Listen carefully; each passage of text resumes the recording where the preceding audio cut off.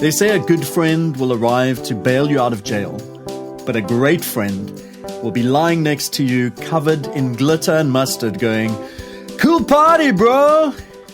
I'm BrettFish, and this is Out of the Fishbowl. Now, this episode was actually meant to be the final episode of Season 2, but it ended up being me talking for about an hour about just different friends that I have. And there's going to be a lot of that in this episode again as we talk about friendship, because it is through our different friendships that we realize just the intricacies and the amazing mints that can be amazing mints. That sounds like a product. Anyway, the brilliance and fantasticness of friendship.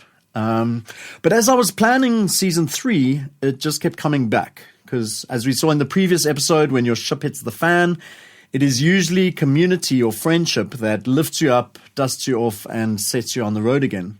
Or just shows up and sits with you quietly in the darkest of dark times, being the glimmer of light that you need to be able to crawl towards. In fact, Jess C. Scott might have said it best when she said, "Friends are the family you choose."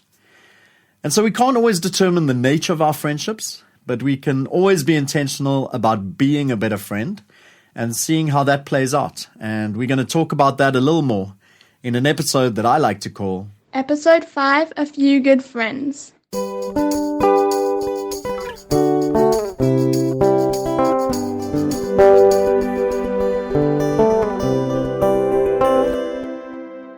Now, a famous king once wrote, "Wounds from a friend can be trusted, but an enemy multiplies kisses." And I've seen that play out in so many different ways. Wounds from a friend can be trusted.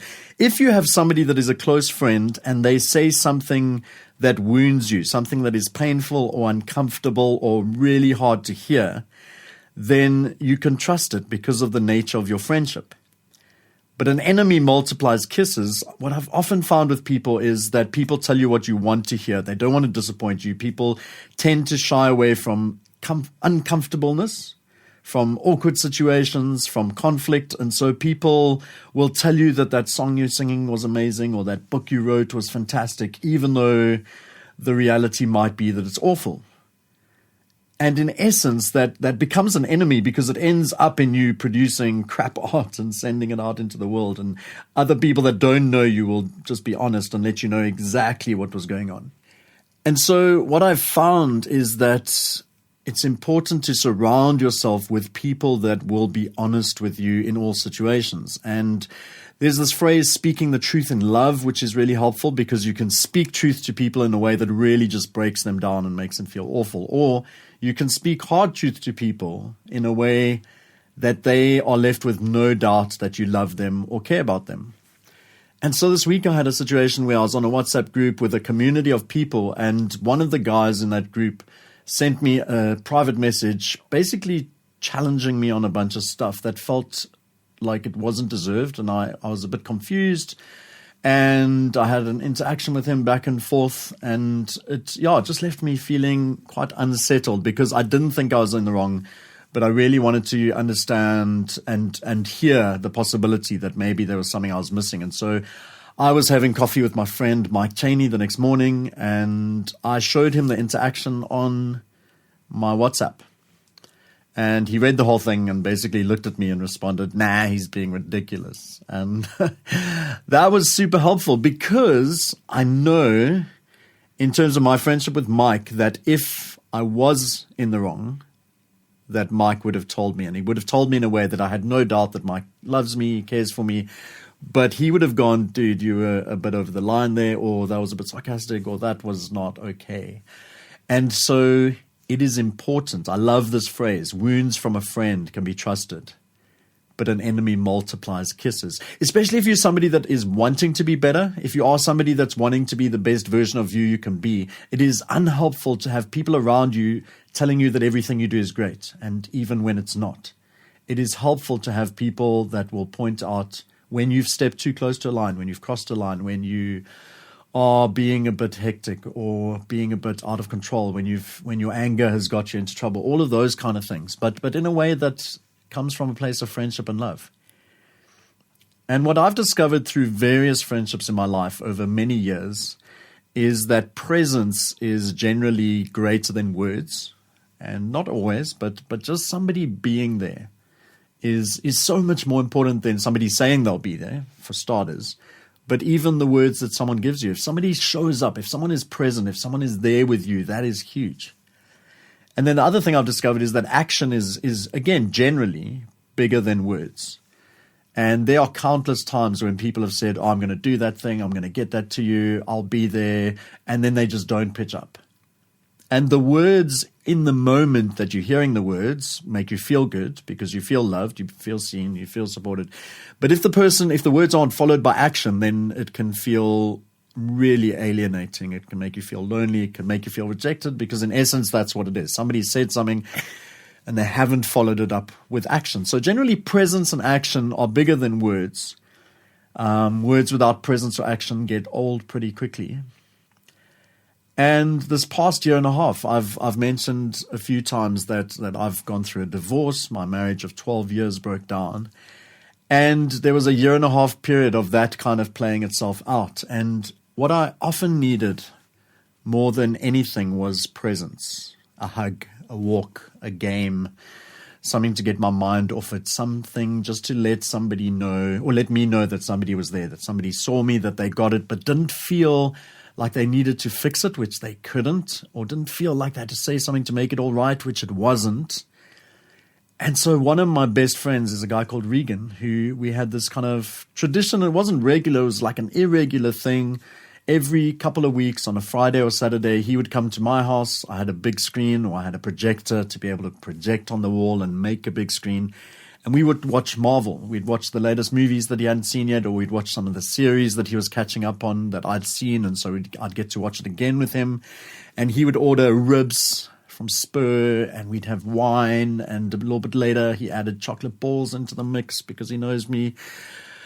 And it just became this thing. We didn't sit and have long conversations. I know that I spoke to Reegs about it a bunch, but more often than not, it was just that thing of, hey, bud, coming on Friday, we're going to watch this thing, we're going to have good food, we're going to hang out, we're just going to have a good time. And that was actually so valuable to me, going through that time of like just difficult darkness, confusion, being shell-shocked. It was that presence of a friend. And Regan is also a friend of mine who is anytime bud and means it. So I know that even if things are busy for him, even if things are hectic, if I need a place to stay over, if I need him to just come around, like he is somebody I know that will drop things and just pitch up.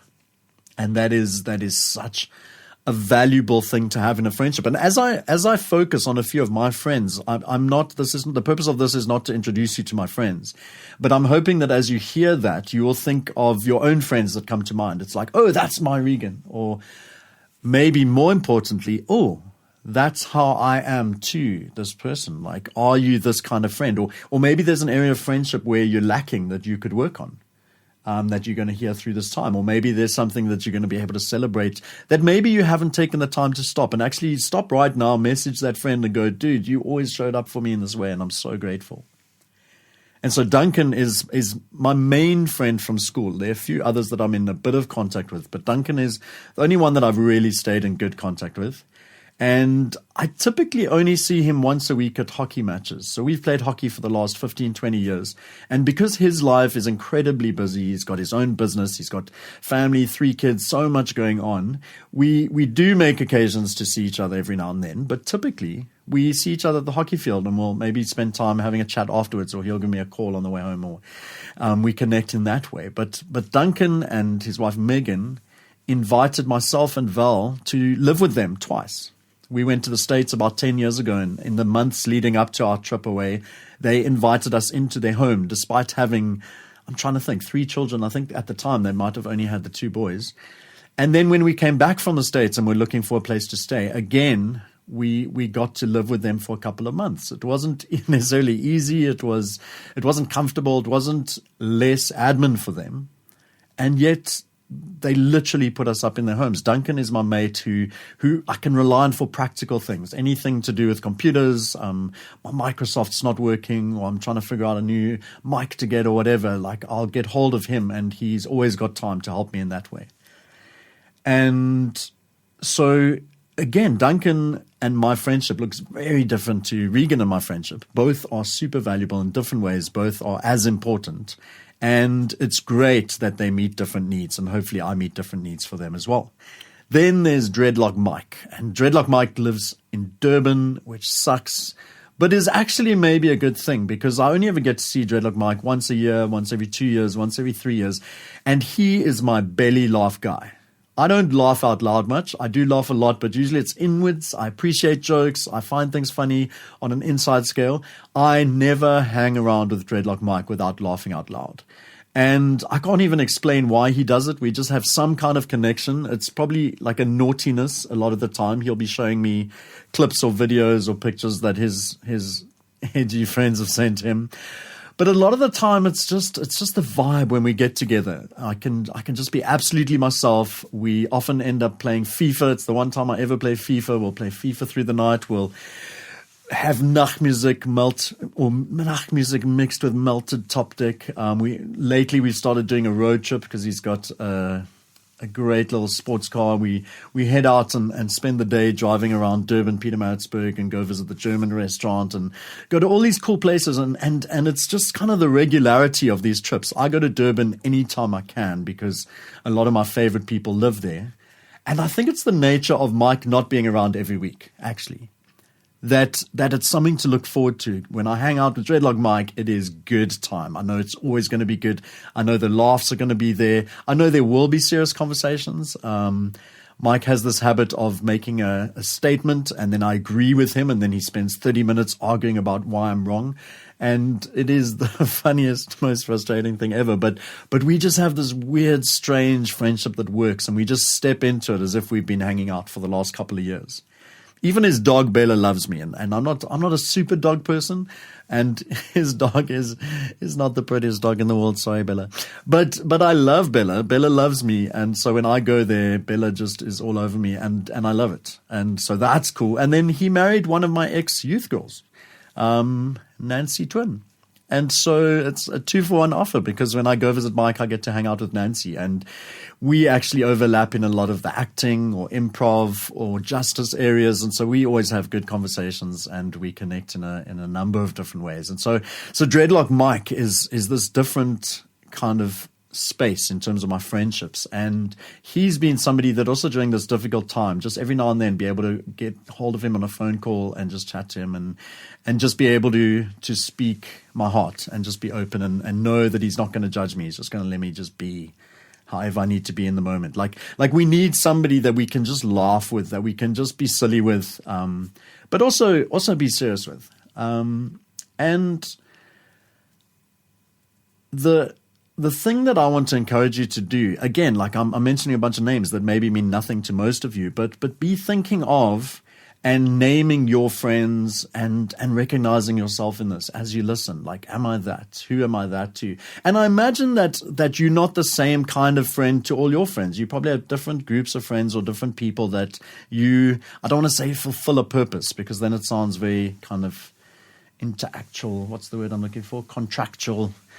And it's not that at all, but actually you kind of are something different to different friends. Different friends need different things, and you'll probably pitch up in different ways to different people. And start, like, the purpose of this episode is for you to sit and reflect on your friendships, where they are amazing and incredible, and maybe where they are lacking, and maybe where you need to step up a little bit.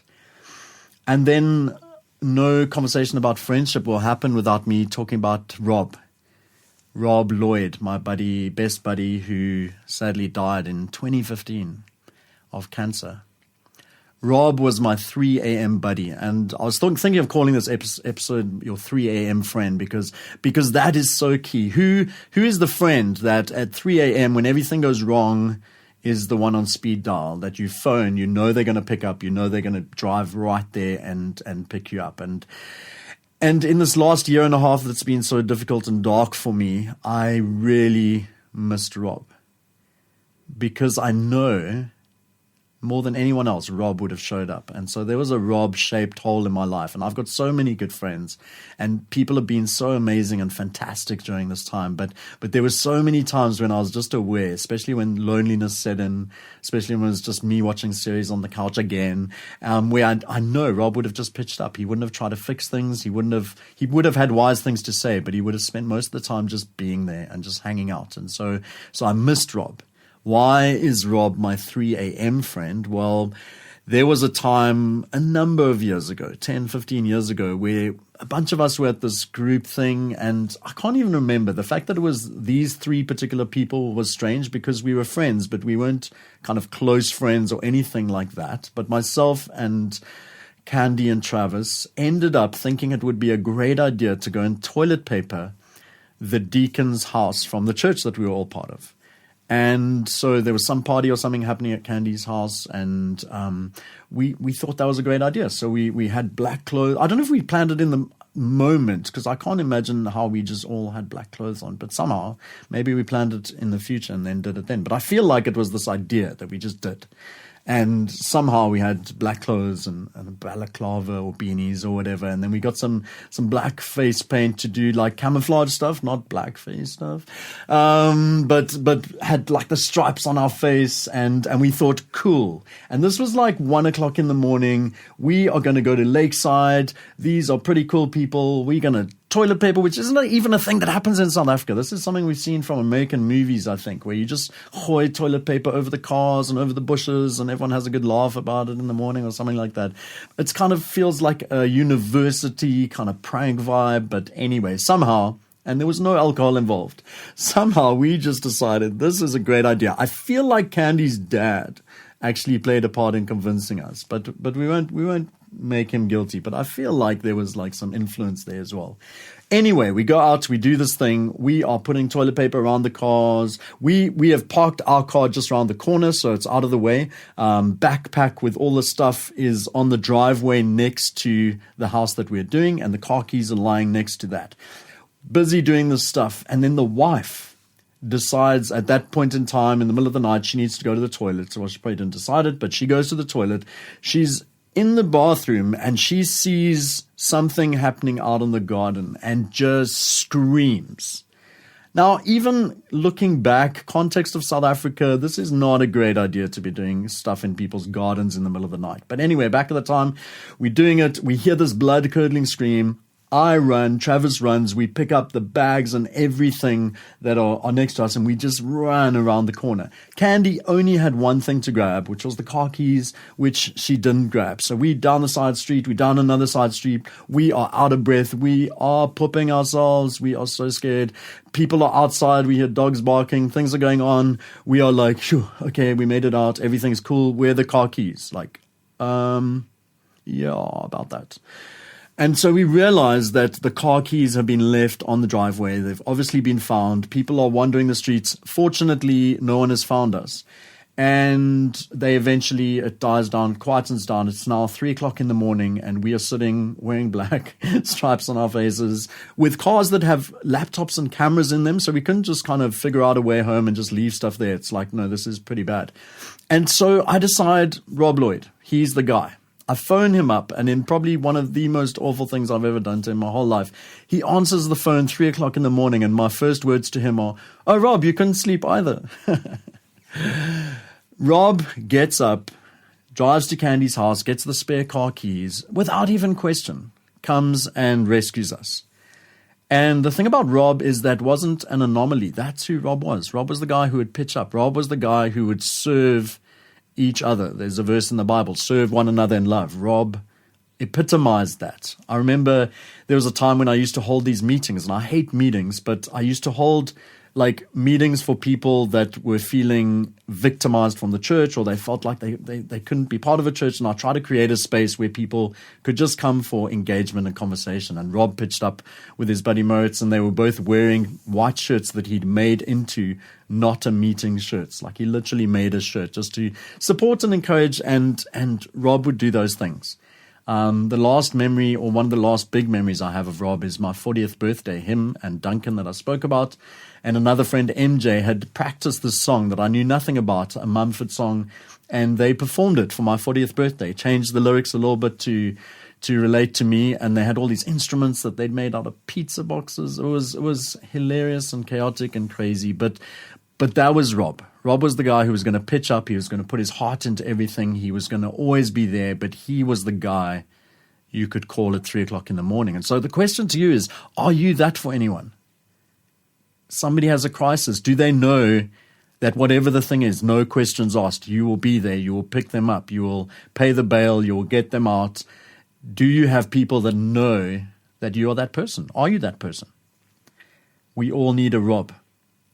And I like to think that I'm Rob for some people. I like to think that people can call, maybe it's just because I don't really sleep a lot. People can call me all through the night, and certain people know that whatever happens, you call me and I'll come and pick you up. And then I think of my mate Wayne, who through this darkness, through a lot of this obviously is related to this last year and a half of my life, because that's what's in sharp focus right now. But Wayne was somebody that had gone through a similar version to what I went through a year before me. And yet when I was going through all this chaos, he made so much time and intention for me in terms of being intentional about calling me, checking in, how am I doing, making time to spend with me. And so that was incredible. Despite all his own stuff, Wayne said, hey, I know what you're going through, and I want to be there for you as much as I can. And I'm very aware that an episode on friendship is going to get me into a lot of trouble, because I have so many friends. If there's one thing that I'm most grateful for in life, it is the quality and incredibleness of the people in and around my life. And so if I mention 20 names here, there are 80 names that I haven't even mentioned. If I mention 80, there are another 150. And so this list is not inclusive, one of those words that I mean. It is not all-encompassing. There are people that are not on here. This is not my top 10 list of friends. These are just some of the friends that kind of came to mind for different areas. And even as I'm recording this, I'm recording it in Exilic Music Studios with a guy called Jeremy Curries, who is a mate of mine that I've known for 20, 30 years. And yet Jeremy and I have a kind of friendship where we probably didn't see each other for like 10 years, maybe. And yet when we saw each other, when we found ways to start connecting and just having this opportunity to come meet with him every week while I'm recording this series, there's that sense of stepping into something that was there. There's a level of trust and a level of knowing this person where, despite not having so much interaction, there's that knowledge of, hey, I know Jeremy, and I hope that the feeling's mutual. You can't see him nodding furiously in the background or tipping his hand like so. But Jeremy is somebody, and I love those kind of friendships, the kind of friendships where the bonds you have are so strong and secure that you cannot see them for 3 years, 5 years, 10 years. But when you meet up, there's no kind of sense of needing to catch up or reestablish. And I've got a lot of mates from that. And a lot of those are from Christian camps, actually. Baptist summer camp that I used to do once a year in Kimberley. So many mates. You'd meet together with 1,000 young people, and you'd only see your leader friends once a year. And yet you'd step into those friendships as if they were ongoing and consistent. Another friend who comes to mind, Dan Riddell, who's in Joburg. And recently, last time I was up in Joburg, I phoned him up and asked if I could come stay with him. Hadn't seen him for 3 years, 5 years, but we have the kind of relationship that we just step in, we laugh, we have good times, we share good clips, and we just have a joy. Then when I think of Mandy is my best friend from college. So I was at Teachers Training College, and Mandy and I connected through a lot of the SCA stuff we did at the time. We used to have a prayer meeting that we ran that was usually just her and me, 3 mornings at 7:00 in the morning. And we developed a friendship that is also not super regular. It's kind of an every few months, let's check in and see how the other person is doing. And yet Mandy is someone that also has a lot of kind of chaos and turmoil and busyness going on in her life all the time. But she always makes time to reach out to me, and is usually the one that will kind of reach out to me first. Hey, how's it going? Let's do coffee. Let's catch up. There's that consistency that even if it's not a regularity, there's a consistency of friendship. I know she loves me. I know she cares deeply for me. I know that she is interested in my life and what's happening. And so she will constantly make the move to reconnect, to catch up, to make sure that we know what's going on in each other's lives. And then last night I was chatting to one of my ex-youth guys from Stellenbosch, Fazile. Fazile is an amazing young guy, probably not even that much of a young guy anymore. I think of all my youth people as young people, but he must be mid-20s already. And Fazile is somebody that is kind of like what I described with Mandy, but almost exclusively so. And I said to him last night, I feel bad about it. And he was like, no, Mr. B, it's all good. But Fazile always checks in on me. Hey, Mr. B, how are you doing? And I love it. He's the only person in life that calls me Mr. B. And so we have that personal nickname. We call him Jazzy Fizzle.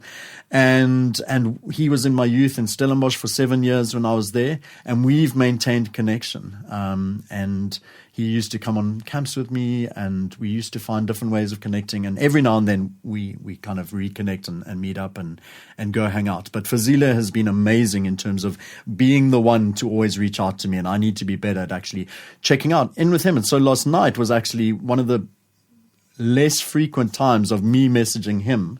I was obviously thinking that I'm going to be busy speaking this podcast today, and I was like, hey, Fazile, I need to reach out to you for a change because you always do this so amazingly to me, and thank you.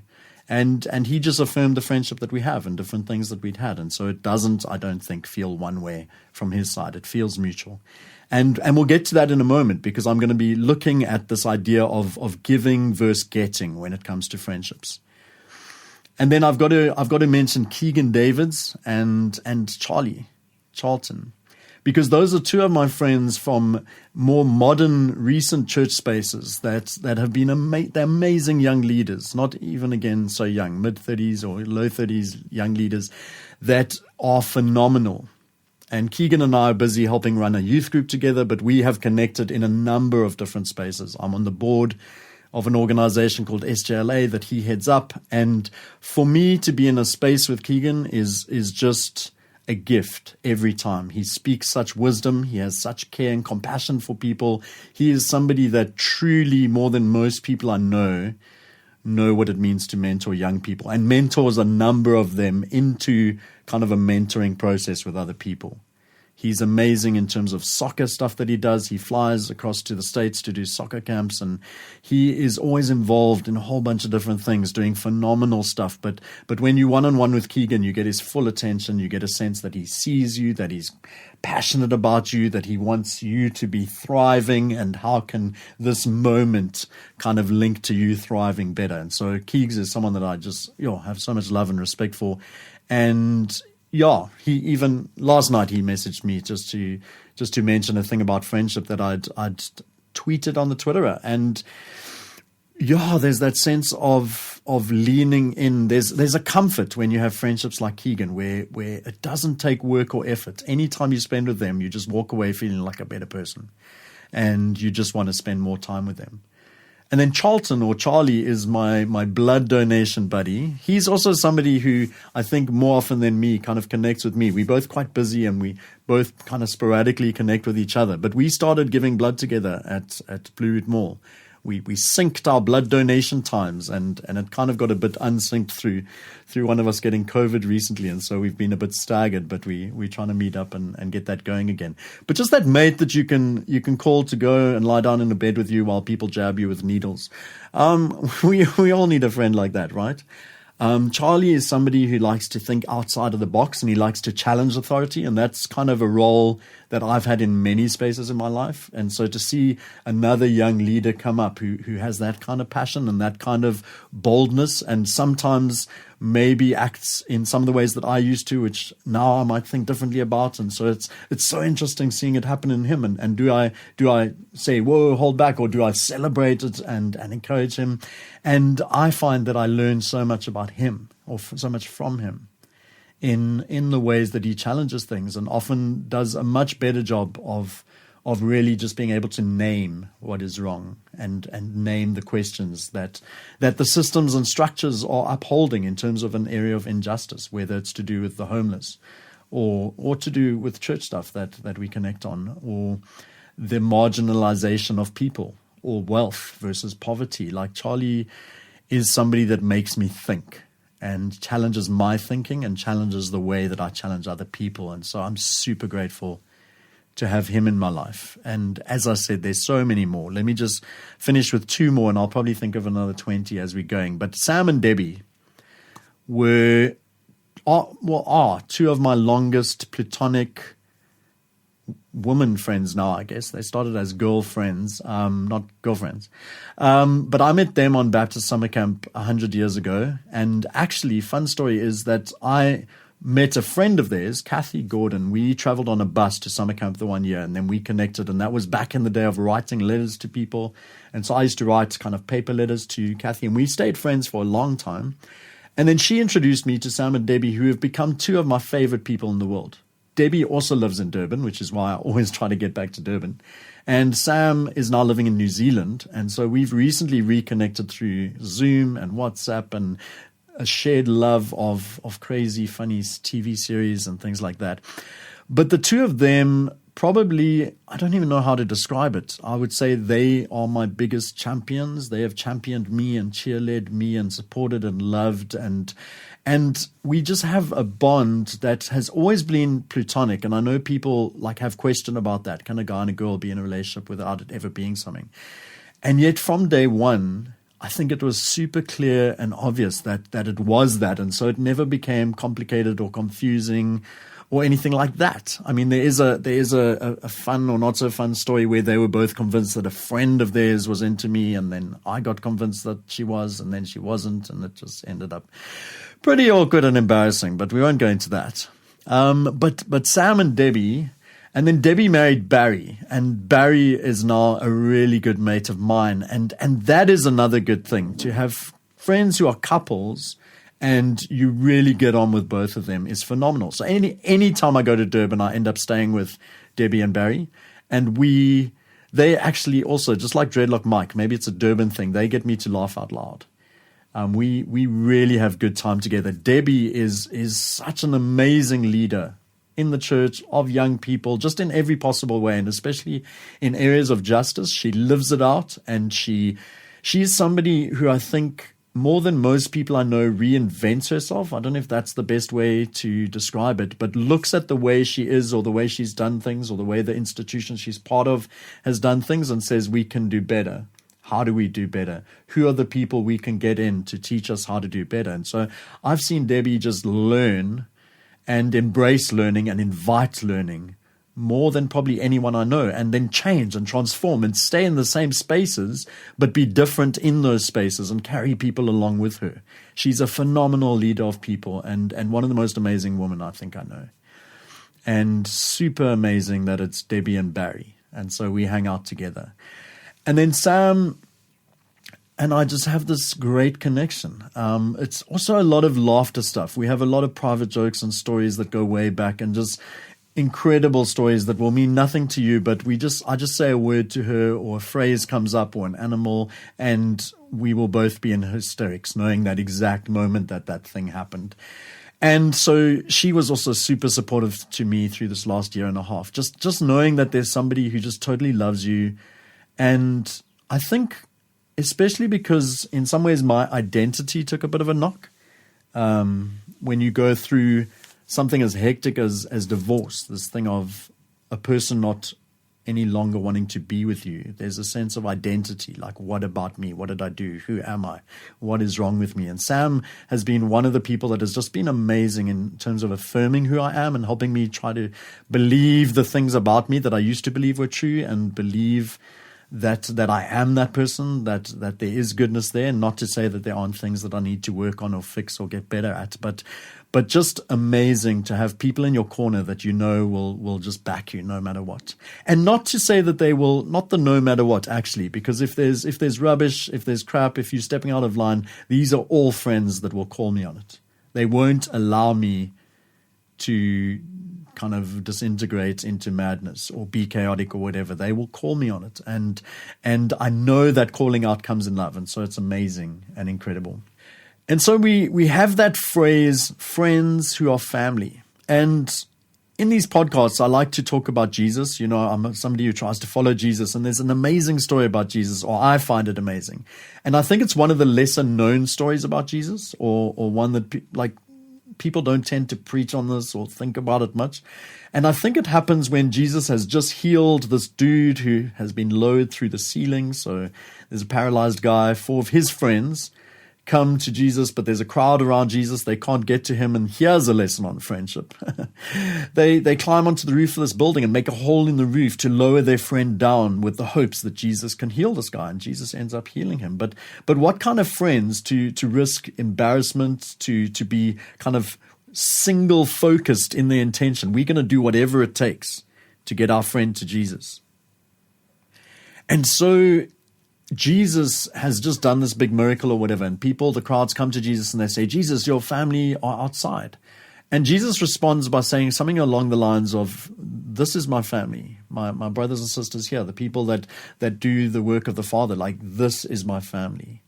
And so this idea of friends who are family, and the people I've listed now, and 20, 30, 50, 100 other people, are for me friends that have become family. And that is such a valuable thing, because family is thrust upon you. You can't decide who you're related to. Hopefully you can figure out relationship with them, but friends are family that you choose. And that is amazing. And take a moment now to think, who is that for you? Who are your friends who actually are your family? They just feel like family. It just feels like home when you're hanging out with them. You don't have to put on effort. You don't have to put on masks. You don't have to be anyone else. Who you are is great. They're always inspiring you to be someone better, but they are family. And then the flip side of that for me is family who are friends. So you don't get to choose your family, but on those occasions when family gets to be friends, that is a beautiful thing. I've got two sisters. My older sister, Sue, 2 years older than me, and my younger sister, Dawn, who's 8 years younger than me. And when she was at school, we used to be best friends. We used to hang out in her bedroom after she'd get home from school, and we'd lie on the bed and chat about what's going on. I'd often do her punishment when it was like written out stuff, because I could write creative, funny stuff, and we'd talk about everything that was going on. And we used to be like super, super, super tight when she was at school. And our friendship often came through closeness, through personality. We're both a bit wild and crazy and weird and out there and passionate. And now she lives in Durban, so there's been a bit of a gap just because she's not present all the time. And so we make the most of any time we get to hang out. And as I said, that's why I always head to Durban when I can, because most or a lot of the really significant people live there. And so any chance I get to, I go there and I hang out with her and her family. And so with her, it was closeness, personality, craziness. We both played hockey. We both did kind of youth group, church stuff. There was a lot of connection. Whereas my older sister got married and moved away, first to Joburg and then to the States a long time ago. And so we were actually disconnected for most of our life. I used to joke about her as my kind of secret sister, because most of the people that knew me during that time knew Dawn and myself. And then I'd mention Sue and they'd be like, what? There's another one? And she wasn't really in the space because she was overseas. And then what's been interesting with her, and I won't go into specifics, but it's been through adversity that her and I have become so much better connected. And I'd say really well connected. I'd say like she's really one of my best friends now. And it's been through two main things. And one of them was this whole divorce situation where she was a voice who was far away, that was able to speak truth, to be able to listen, to just be a neutral voice into my life and just be able to kind of unpack everything and unwrap it. And she was super supportive to me during all that time. And then there was something else that happened in her life where I was able to kind of be a voice and an ear and just be a listening space. And it sucks that we've become good friends through adversity. But when I look back and I look at the level of our friendship now, and almost every day we are interacting on WhatsApp, but every week, and involved in each other's lives and interested in what's going on and all those kind of things. And so in that sense, I'm not against the fact that it took adversity for us to get there. I'm just glad that we got there.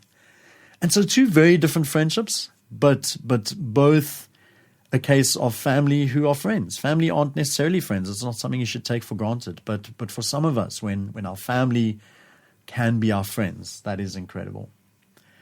And so let's look at this idea of giving versus getting, because I think people have different perspectives. And I think it is important to look at this, because there are some people that just give all the time. And so if you are friends with them, they're going to be giving all the time, and it's one way. And then there are other friends who will just be receiving the whole time. And so they're always just taking. They're always just taking, and you find that you are always the one giving to them. And people might have different opinions on who you should be friends with and who you shouldn't be friends with. But my suggestion in this case is that it's probably a healthy thing to have both and to have a balance. So your best type of friendships will generally be those where you are giving and receiving. I think that is probably the healthiest model. But because of circumstances and because of context and when you see friends, there might be some friends that actually you are just in the giving role, and that's okay. I don't think it's a problem. I've got certain friends that the only time I see them, I am generally giving more than I'm receiving. But their context is different, and maybe they're in a space where they're giving in terms of all of their friendships, and they just need one space where somebody is actually giving to them. And then I've got other friends where actually I'm getting all the time, and it feels like I'm not giving much at all, and I'm receiving so much from them. And I could feel bad about that, and I could try to do better, and there's certain times when I can. But actually, in some cases, that's okay, because they are somebody that gets from other spaces. And so I would suggest that the main bulk of your friends are going to be people where there's that balance of giving and receiving the whole time, but that it's okay that for some people you actually give a little bit more, or you give a lot more. And for other people, you get a lot more. I think balance is so key in that. And then this is something that I would like to address. And I'd love you to just listen to this and think, does this relate to me? Is this something I need to work on? Because it can be something that makes friendships hard. And it's this idea of listening. And so I've got a couple of friends who I love deeply. But if I spend an hour with them, I will likely have spoken for 5, maybe 10 minutes tops. And so it's not through bad intention. It's not something that they're even aware of. And it might be because the rest of their life is so hectic or whatever that when I spend time with them, it will just be them speaking the whole time, and it will be all about them. Now, these are people that I really love, but it gets tiring to be in that space sometimes when all of the time, or almost all of the time, the focus is on them.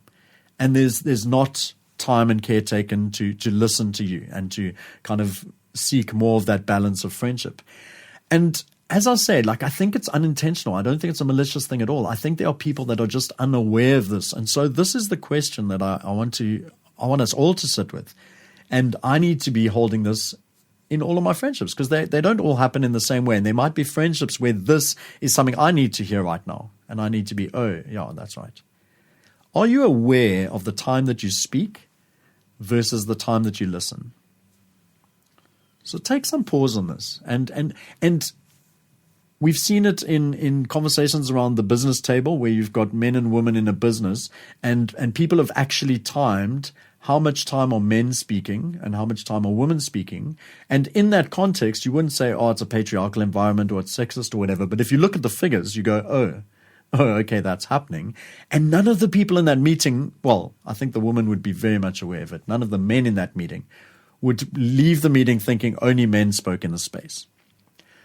And so I would encourage you almost to do an experiment of watching yourself in circumstances. If you're sitting at the family dinner table, maybe even set a timer. Have a little piece of paper, set a timer. Make it formal, make it rigid, make it weird. I don't know. But look at how much time each person speaks. And if somebody is speaking 90% and the other 4 people are speaking 10% between themselves, then there's a problem. And if it's you, then that's a problem you need to address. Are you aware of the time you speak versus the time that you listen? Listening is a gift we give to other people. And so if we are dominating the time by speaking the whole time, and especially if we just speak about our stuff the whole time, we are robbing them of the gift of actually giving them the chance to speak and giving them the chance to open up and asking questions and then listening to the questions. And so going again back to that thing of balance. Another key thing, and I realize this is becoming a long episode, but friendship is such an important thing. So I hope you're going to stick around. And this is another aspect that is the myth of friendship, is that online friendship is a thing. I know the online spaces are weird, and I know social media, there's so much going on there. It's so complicated and diverse and crazy and challenging. But I can tell you without a shadow of a doubt that online friendship is a thing. And if I'm just sitting here, names that come to mind are Arno. And Arno, and I'm probably saying his name wrong, Arno, sorry man, is a guy that I met on the Twitterer. And then last year when I flew up to Joburg twice, I met him for reals in the flesh for the first time. And he actually drove me around for most of my trip from Pretoria to Joburg. He invited me to stay at a place where he was house sitting. And it was the first time we'd met. But we'd been friends on social media. We'd been friends on the Twitter for a number of years. And so there was that sense that I knew him. And when I met him in real life, he was the person that I knew. Robin Porteous, who now probably has a different last name because she just got married. But Robin is somebody who I have learned so much from in terms of the justice spaces, in terms of fighting for women and fighting against GBV and all those kind of things. And again, she was somebody that I knew for a long time on the Twitter, and somebody who has received a lot of kind of troll damage, troll attack, vitriol, all of those things for speaking honestly and truthfully and about issues that she cares about. And it was such a privilege to be able to meet her last year for the first time. And it really was like stepping into an old friendship. Like we'd been friends online for quite a while. I think of Hani de Toy, who's one of my dearest friends, and didn't even mention her in this list, but she's somebody I could speak about for so long. We were friends online for a while. And then we met at a race workshop. And since then, we've been working together. She invited me to do Partners for Possibility. We have collaborated. We've done race conversations, all these kind of things. And there was no difference from the person that I met online. And so, sure, a lot of people online are fake. Sure, there's a lot of masks. Sure, a lot of people are trying to be something. But if you spend enough time with people online, over a long period of time, eventually the truth of who they are will leak through if they are trying to hide. But what I found is that there are a lot of genuine people, authentic people online who are themselves. And that seems to naturally come out. If you are somebody who's trying to be authentic, you will naturally connect to them. I'm thinking of Andre and Carol Flock. I'm thinking of so many, Hassant Abada. I'm thinking of so many other names of people that just come to mind that every day are just there for a greeting or a friendly chat. Robin, Farouk. They're just so many people. And apologies to any names I pronounced wrong, because that's awful. But online friendship can be a thing. And in fact, those who sponsored this podcast season, this season the idea was, let's go into a studio, let's have better sound. And I was willing to pay for studio time. And then I thought I'll do the editing and the post-production myself. And I put it out to the Twitter and said, hey, who wants to help fund this thing? And a number of people came together. And some of you are listening right now and said, hey, we're going to support this thing. And so Twitter friendships, people that I've never met before said, hey, we back you. We think this is important. We think this is necessary. And they have sponsored this season, the editing and the post-production, everything that goes on behind the scenes. So I couldn't have done it without you. And I think the last thing that I want to speak about is that there are benefits of positive peer pressure. We often hear about negative peer pressure, but in online spaces, in terms of the people we surround ourselves with in real life, when there's positive peer pressure, it can be such an incredible thing. It can lead to hope and inspiration, to courage, to kindness, to accountability, to action. So many good things come out of positive peer pressure. And so peer pressure needs to stop being seen as a negative thing. It can be that. But the ants outnumber the crickets. When good people get together, or people with good intentions and good values start connecting and start working together for good, then it can be an amazing thing. And so I want to encourage you to surround yourself with people who make you a better version of yourself. If I had to sum up this conversation around friendship, the lists of names that I've mentioned, so many different people that connect with me in different ways and fulfill different needs or different aspects of friendship. People who make you a better version of yourself. How do I get good friends? If you're saying to me, how do I get good friends? The answer is only be a good friend, be a better friend. And that sounds cheesy. It sounds Disney. Maybe it sounds a bit, I don't know. It's my experience that is true. That as I've tried to be good friends to people, I've looked around and just discovered that I have a wealth of incredible friendships around me. many that don't feel deserved, many that feel unearned. But as you are constantly trying to be a better friend to people, it tends to be the thing that shows up. If you're a jerk, you'll probably find that you're surrounded by jerks.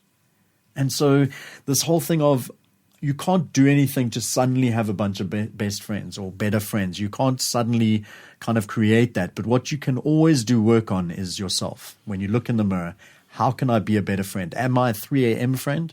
Am I a belly laugh friend? Am I a practical needs friend? Am I the person that's going to pull the food chain together when my friend is having a baby so that they don't have to make meals for a week? I can work on who I am as a friend. And if I'm on social media spaces, be real, be authentic, be yourself, because you will attract other people that are real and authentic and are wanting to make the world a better place. There are a lot of bad quotes about friendship online.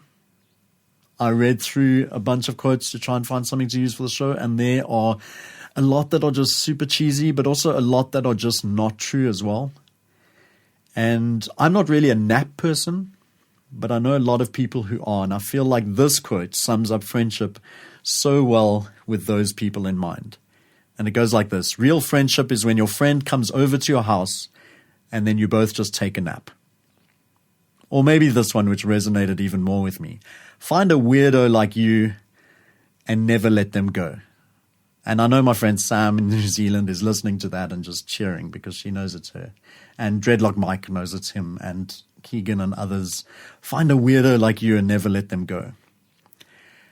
And I know I said the last thing, but let me close off with this thing, that friendships aren't always forever. This is something I've been struggling with, and something that I'll leave you with to think about, to reflect on. That friendships aren't always forever. And sometimes that's okay. Sometimes that's hard. And I have one that I'm struggling with at the moment, and I'm trying to figure out what is the okay response. And kind of the two doors or the two options I sit with is like an open door approach versus a chasing approach. So if you've got a friend and in that friendship you are doing what feels like 100% of the friending, you are always the one sending messages or inviting or doing all the work and stuff, and that other person who was somebody that had a balanced friendship with you, they were inviting you, they were starting conversations, they were connecting, all of that, but that for whatever reason has stopped. And so it feels like you are putting all the effort into that friendship. A lot of people would say it's time to walk away from that friendship, and that is, I guess that's a valid option. But I think for me, there's also this question of that feels almost like a retaliation. Yeah, you're being a bad friend, so I'm going to be a bad friend, and it's justified. And I think there are cases when people are bad friends, and walking away is the best thing you can do to protect yourself. But also, I wonder if there's a story where somebody years from now responds looking back at me in the situation because I refused to just let that person walk away if I choose that route. And maybe it doesn't feel fair that I'm putting in all the time and effort at the moment, but maybe that person doesn't have capacity to. Maybe there's context, maybe there's other things I don't know or whatever. And there's one way that the story plays out where actually the best way that I can be a friend is to continue to show up, regardless of what I'm receiving, regardless of what might feel like rejection or might feel like the person's not interested, or maybe they don't even want to be friends. Like maybe one of the answers, one of the ways to go forward is just to be like, well, I'm going to be a good friend, regardless. And just continue to make connection, continue to invite, continue to, not in a way that becomes overwhelming if it's obvious this person doesn't want to be friends with you, then don't force your friendship on them. But in a way that if there is a time when that person looks around and is desiring the friendship with you, they can go, oh, wow, the door is still open. And I think with me, I kind of land, because I'm not sure what to do in that case. And I know that having the conversation with that friend will make it a thing, even if it's not a thing, if that makes sense. Like, why is our friendship in trouble? Oh, is our friendship in trouble? And then just naming it puts it in that space where it could just come down to busyness or this or that or whatever. And so I think where I land on that is this idea of the open door, that if a friend walks away, then there are times when I'll be like, okay, you can walk away. But my door is always open. And so if there's a moment where you turn around and you want to be friends, then I will welcome you with open arms and renew that friendship. And I think that's somewhere where I land with most friendships and with most relationships with people, that even if there's someone that's hurt you or whatever and walked away, like if there's that moment of them wanting to make peace, wanting to make right, I really want my door always to be open. But I think the question now is, do I continue pursuing, or do I step back a little and just keep the door open? And if that friendship doesn't happen anymore, then so be it. But I really want to get it right in terms of what I'm offering, in terms of what kind of a friend I'm being. Because maybe I am the one with the capacity, and maybe I am the one that just needs to continue showing up. And so I hope that friendship is something that you will give time and attention and passion to, because for me, during one of the hardest times of my life, it was friendship and community that kept me going. And I really want that to be true of other people. I want other people's story to be when things were so hard, when things really sucked, when everyone else deserted me, BrettFish showed up. BrettFish was there. Brett sent a meal. Brett took me out to a movie. Brett showed me dodgy British comedy clips, whatever it was. I want to be that kind of friend to other people, not so that I can have people be that kind of friend to me. It's not transactional. But I've appreciated it and valued it every time that my friends have shown up for me. And so I know what it's like when things are going bad or when you're lonely, for friends to be there. And so I really want to just try and be the kind of friend that can show up when the people around me are needing the same. And so every day when I look in the mirror, one of the questions that goes through my mind is, how can I be a better friend today? Who is somebody that I haven't contacted for a while that I'll just send a WhatsApp through or a voice note? How can I keep those connections going? And who do I need to spend time with, have coffee with, invite round for a meal? The best way, I think, the best way to make good friends is to be a good friend. And so I hope that you are going to go and be good friends or be better friends. Find a weirdo like you and never let them go, or head over to a friend's house and just both take a nap. And let that be a sign of this connection that just says, I see you, this is real, you are valued, you are important, you mean a lot to me.